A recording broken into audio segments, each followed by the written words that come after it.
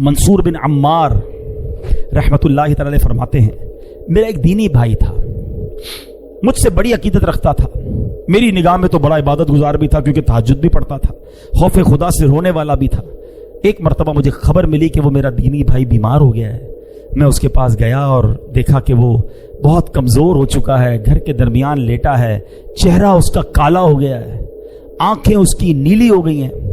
میں نے کہا بھائی لا الہ الا اللہ کی کثرت کرو.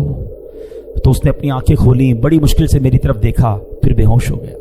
میں نے دوبارہ اسے کہا لا الہ الا اللہ پڑھو, آنکھیں کھولی, مجھے دیکھا, پھر دوبارہ آنکھیں بند کر لی.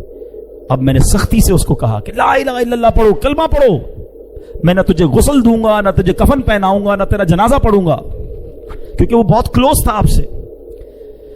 تو بندہ پتہ کیا کہتا ہے, کہتا حضور میرے اور کلمے کے درمیان رکاوٹ کھڑی کر دی گئی ہے. میں نے کہا لا حول ولا قوت الا باللہ, تیری نمازیں کدھر گئیں, کہاں گئے روزے, وہ تہجد, وہ راتوں کی دعائیں کدھر گئیں؟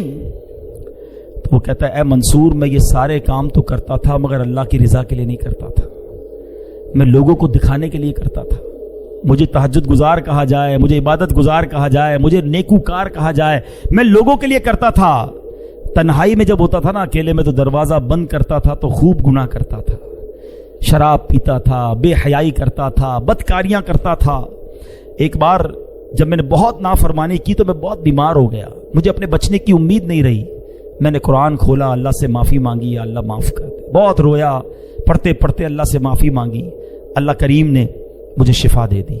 میں پھر گناہ میں پڑ گیا, پھر شیطان کے پیچھے چل پڑا. تھوڑے عرصے بعد پھر بیمار ہوا, ڈاکٹروں نے کہا نہیں بچے گا. میں نے پھر قرآن اٹھایا, روتے روتے پھر اللہ سے دعا مانگی, اللہ قرآن کے صدقے بخش دے. اللہ نے پھر کرم کیا, مجھے شفا نصیب ہو گئی. اے منصور میں پھر باز نہیں آیا. جب شفا ملتی تھی تو گناہ کرتا تھا, بیمار ہوتا تھا تو توبہ کرتا تھا. تیسری بار میں پھر گناہوں میں پڑ گیا, بڑے گناہ کیے. اب جب پھر اللہ تعالیٰ نے بیمار کیا, پھر میں پریشان ہوا. اب قرآن اٹھایا تو قرآن کا ایک لفظ میری زبان سے ادا نہیں ہو رہا, میری زبان پر لاک لگا دیا گیا ہے, میں قرآن نہیں پڑھ پا رہا ہوں. اللہ کی بارگاہ میں نے کہا یا اللہ تو مجھ سے سخت ناراض ہے, اے اللہ مجھے معاف کر دے. کہتا ہے منصور مجھے غیب سے آواز آئی کہ جب تو بیمار ہوتا ہے تو توبہ کرتا ہے, جب تندرست ہو جاتا ہے تو گناہ کرنے لگ جاتا ہے, جب تکلیف میں مبتلا ہوتا ہے تو اللہ کو یاد کرتا ہے, روتا ہے, اور جب اللہ پاک تجھے نجات دیتا ہے تو پھر گناہوں میں پڑ جاتا ہے. کیا تجھے موت کا خوف نہ تھا؟ تو عقل رکھتا ہے, سمجھ رکھتا ہے, پھر بھی غفلت میں پڑا رہا.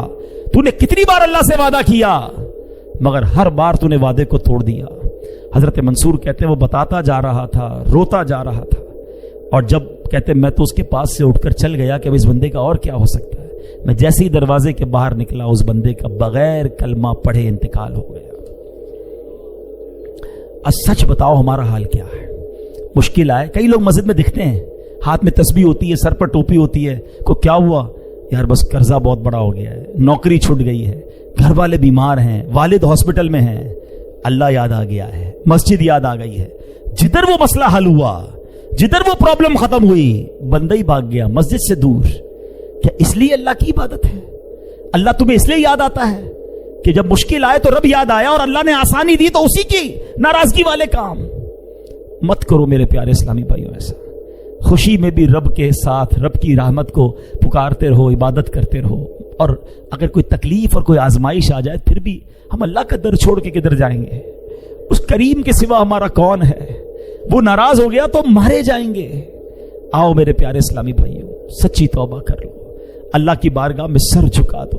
وہ بڑا کریم ہے, وہ پچھلے گناہوں کو معاف فرما دے گا اگر بندہ صدقے دل سے توبہ کر لے اور آئندہ گناہ نہ کرنے کا پکا ارادہ کر لے.